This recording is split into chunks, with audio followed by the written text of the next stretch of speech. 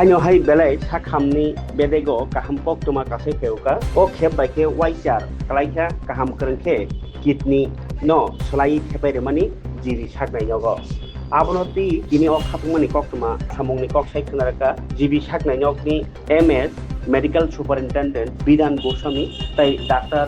Manos Go boroni team ni sasamurogno sawi khnaraka tai hasteo no tabo kidney transplant khaimano abno phunukbari phunuklai khabarok haino hai tini press meet khaimani bishitoi দুটি পেশেন্টকে kidney প্রতিস্থাপন করা হয়েছে, কিভাবে করা হয়েছে বা আপনারা কি প্রিপারেশন নিয়েছিলেন যদি একটু বিস্তারিত বলেন। দুটো কিডনি পেশেন্টের ট্রান্সপ্লান্ট হওয়ার কথা, আজকে একজনের অলরেডি ট্রান্সপ্লান্ট হয়ে গেছে আর কালকে আরেকজনের করা হবে। তো এদের সমস্ত পরীক্ষা নিরীক্ষা সবকিছু, এদের জন্য একটা দীর্ঘ পরীক্ষা নিরীক্ষার প্রয়োজন হয়, সবকিছু আমরা এদেরকে এখানে রেখে পরীক্ষা নিরীক্ষা করিয়েছি।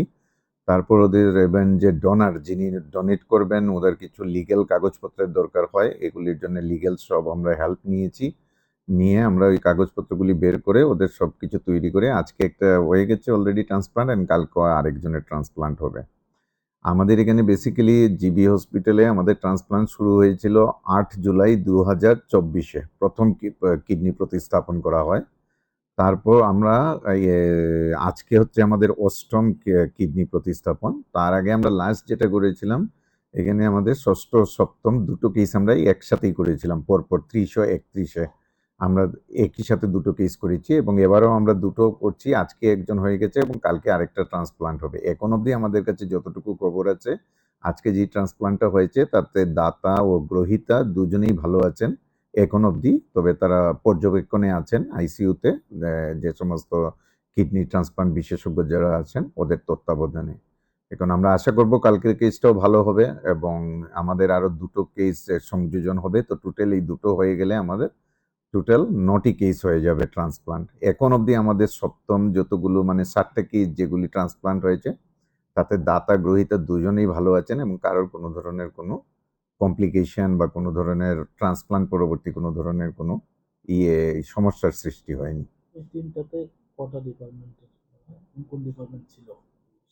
এই ডিপার্টমেন্টে সিজা হসপিটাল থেকে এক্সপার্টরা ট্রান্সপ্লান্ট বিশেষজ্ঞরা এসছেন, সঙ্গে অ্যানাস্থেসিস্ট এসছেন, তাদের পুরো ওটি স্টাফ এসছেন। আমাদের এখান থেকে ইউরোলজিস্ট, নেফ্রোলজিস্ট এরাও আছেন, পুরো টিম। আমাদের উদ্দেশ্য হচ্ছে যে এই ট্রান্সপ্লান্টগুলি এখন আমরা সিজা হসপিটালের সাহায্য নিয়ে করছি, কিন্তু ধীরে ধীরে আমাদের যারা ইউরোলজিস্ট নেফ্রোলজিস্টরা আছেন ওরা একবার ট্রেইনড হয়ে গেলে আমরা নিজেরাই এখানে শুরু করব, তখন আমাদের হয়তো বাইরে থেকে আর এক্সপার্ট এনে ট্রান্সপ্লান্ট করতে হবে না। এই যে অপারেশনটা করতে গেলে কি রকম খরচা হবে বা রাজ্য সরকার কি ধরনের করতে বা হাসপাতালের তরফ থেকে কি দায়িত্ব নেওয়া হবে? এই ধরনের যেগুলি ট্রান্সপ্লান্ট হচ্ছে এখন অবধি যতগুলো ট্রান্সপ্লান্ট চলছে রাজ্য সরকার তা পুরোপুরি বিনামূল্যে করছেন, এবং শুধু এই অপারেশনের খরচাটি নয়, যারা সিজা হসপিটাল থেকে যে সমস্ত স্পেশালিস্টরা আসছেন ওদের থাকার খরচ, আসার খরচ এবং চিকিৎসার ওষুধপত্র থেকে নিয়ে সমস্ত ব্যয়ভার এবং ইনভেস্টিগেশনের যে খরচা হচ্ছে এবং দাতা গ্রহীতা দুজনের জন্যই সমস্ত খরচাই রাজ্য সরকার ব্যয়ভার বহন করছেন। কাজে এটা সম্পূর্ণ বিনামূল্যে চিকিৎসা হচ্ছে ট্রান্সপ্লান্ট। আজকে আমাদের Agartala government medical college super speciality বিল্ডিংয়ে এবং সিজা হাসপাতালের সাথে আমরা দুটো ট্রান্সপ্লান্ট একসাথে করার প্ল্যান নিয়েছি। তো আজকে এটা ফার্স্ট কেস, যেটা 8ম কেস। এটা এখন পর্যন্ত সফলভাবে এটা কমপ্লিট হয়েছে, এবং এই ক্ষেত্রে যিনি ডোনার মানে যিনি কিডনিটা ডোনেট করেছেন উনি হচ্ছে ওর মা, আর যে ইয়ং ছেলে ওর বয়স হচ্ছে 23 ইয়ার্স। তো ওর একটা কিডনি দেওয়ার পর যখন কিডনিটা যে রিসিপিয়েন্ট তার সাথে কিডনিটা লাগানো হয় তারপরে তৎক্ষণাৎই ইউরিন আউটপুট ভালো হয়।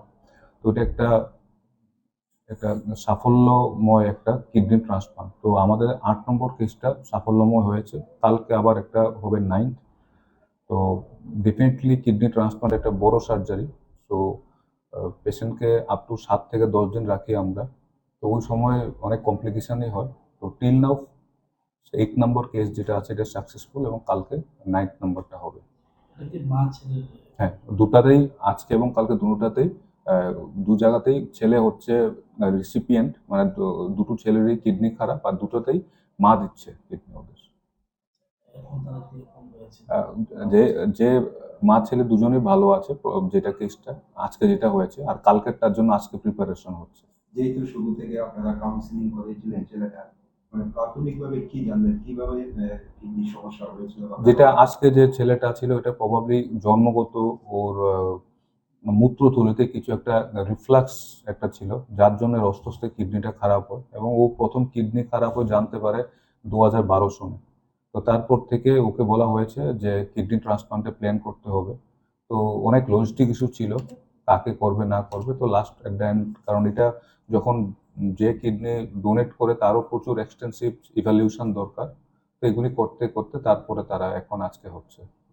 কিরকম খরচা হলো বা গভর্নমেন্ট থেকে কিরকম সহযোগিতা পেয়েছেন আপনারা? এখানে বেসিক্যালি কিডনি ট্রান্সপ্লান্টটা টোটালি ফ্রি। তার প্রধানমন্ত্রী যে পিএমজেওয়াই কার্ড বা সিএমজেওয়াই কার্ড যদি থাকে, কারণ গভর্নমেন্ট অফ ত্রিপুরা এইভাবে সেট আপটা করেছে যে যেগুলি যতগুলি টেস্ট আছে, যে প্রি ট্রান্সপ্লান্ট টেস্ট বা পোস্ট ট্রান্সপ্লান্ট টেস্টগুলি, ইনফ্যাক্ট যে যতগুলি দামি দামি ইঞ্জেকশনগুলি আছে সেগুলিও গভর্নমেন্ট ফ্রি অফ কস্ট দিচ্ছে till now. So till now যতগুলি ট্রান্সপ্লান্ট হয়েছে সবগুলি ফ্রি অফ কস্ট হয়েছে। আজকে যার অপারেশন হয়েছে ওনার বাড়ি কোথায়? ওর বাড়ি, অরিজিনাল বাড়ি প্রবাবলি আজকের ছেলেটার ছৈলেংটা, বাট ওর আগরতলায় থাকে।